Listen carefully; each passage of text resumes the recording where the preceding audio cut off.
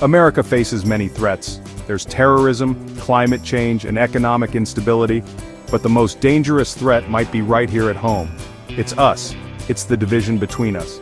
This isn't just about disagreeing on policy. It's deeper. It's about living in different realities. We used to argue about facts. Now, we can't even agree on what's true.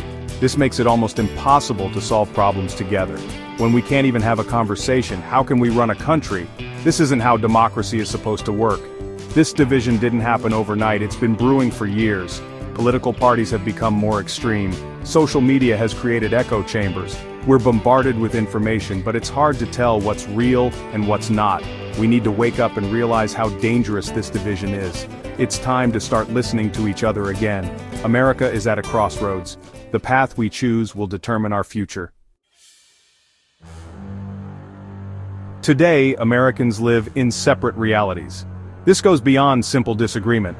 We consume different news, trust different sources, and even interpret the same events in completely opposite ways. It's like we're living in two different countries. Imagine this. Two people watch the same news report. One sees a protest against injustice.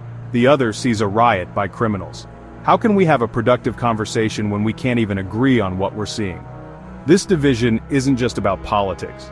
It affects everything. It influences who we befriend, where we shop, and even what we think about basic facts. It's like we're constantly filtering the world through our own political lenses. This is a problem because it makes it impossible to have a shared understanding of reality. And without that, it's hard to find common ground and solve problems together.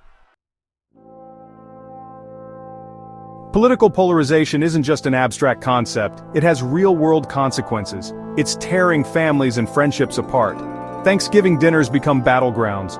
Longtime friends stop speaking. Weddings become sources of tension.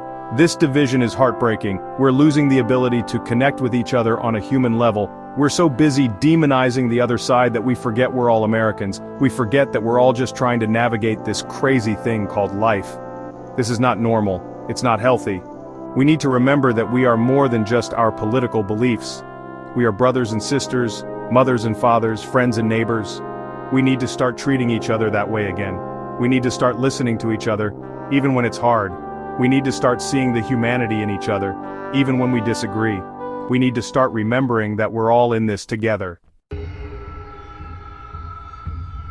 One of the biggest drivers of division is the rise of echo chambers. These are online spaces where people are only exposed to information that confirms their existing beliefs. It's like being stuck in a room with 1,000 mirrors, all reflecting the same image back at you. This is partly due to the way social media algorithms work. They show you content they think you'll engage with, which often means content that aligns with your existing views. This creates a feedback loop, where you're constantly being fed information that reinforces your biases. But it's not just about algorithms. We also have a responsibility to be critical thinkers. We need to be aware of our own biases and seek out information from diverse sources. Just because something confirms our beliefs doesn't make it true. We also need to be wary of misinformation. This isn't just about fake news, it's about misleading narratives, half-truths, and emotionally charged content designed to manipulate our emotions. We need to be careful about what we share and always check our sources. Social media has become a breeding ground for outrage. Algorithms are designed to keep us scrolling, and nothing keeps us scrolling like anger. The more outraged we are, the more likely we are to click, share, and comment. This creates a perverse incentive structure where the most extreme inflammatory content rises to the top. Nuance is lost, context is ignored, and we're left with a distorted view of the world where everyone is shouting and no one is listening. This constant barrage of negativity takes a toll.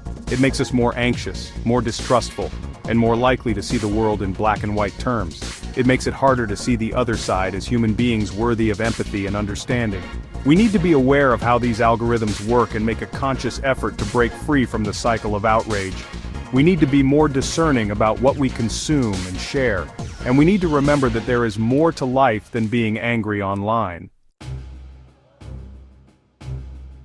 One of the most dangerous consequences of polarization is the erosion of trust. When we're constantly being told that the other side is evil, it's easy to start distrusting anyone who doesn't share our views. This distrust extends beyond individuals. We start to distrust institutions as well. The media becomes the enemy of the people. Scientists are accused of having agendas, elections are rigged, the very foundations of our democracy crumble. This lack of trust is incredibly dangerous. It makes it impossible to have productive conversations, let alone solve problems. When we don't trust each other, we're more likely to resort to extreme measures.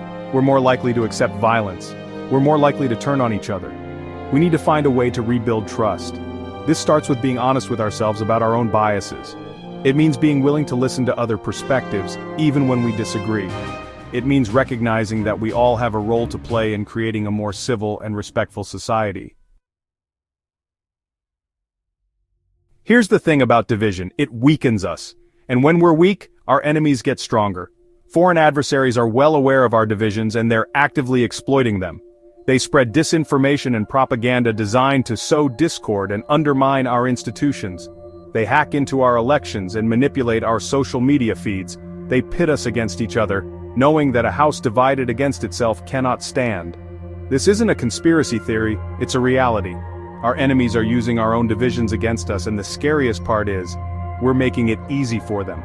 Every time we share a piece of misinformation, every time we engage in hateful rhetoric, every time we demonize the other side, we're playing right into their hands.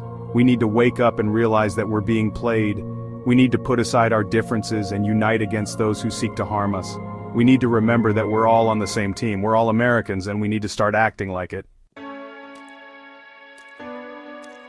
It's easy to feel hopeless in the face of such deep division, but it's important to remember that we're not doomed.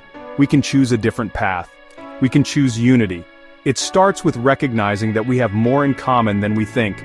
We all want the same basic things: safety, security, opportunity, and a better future for ourselves and our children. We may disagree on the best way to achieve these goals, but we need to start from a place of shared values. We also need to be willing to listen to each other. Really listen. Not just wait for our turn to speak. Listen with the intent to understand, not just to respond. When we do that, we often find that our differences aren't as insurmountable as we thought. Finally, we need to be willing to compromise. No one gets everything they want all the time. But if we're willing to give a little, we can often find solutions that work for everyone. America is at a crossroads. We can continue down the path of division and discord, allowing our differences to tear us apart. Or we can choose a different path. We can choose unity. It won't be easy. It will require effort, empathy, and a willingness to see the world through the eyes of others. But it is possible, and it is essential. America is strongest when united, and weakest when divided. The choice is still ours.